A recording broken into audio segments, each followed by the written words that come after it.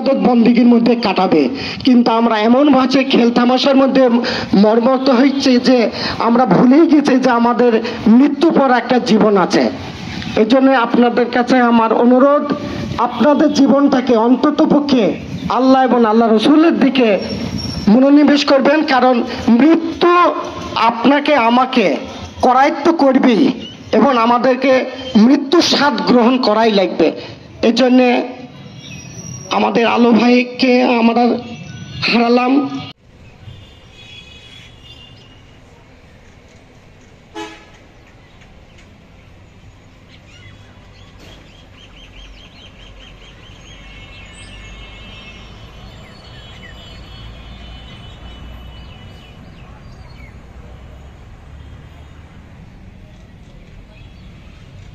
আল্লাহু আকবার।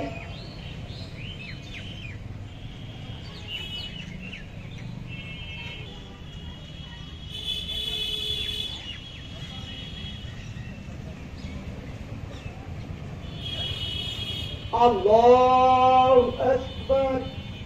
আসসালামু আলাইকুম ওয়া রাহমাতুল্লাহ।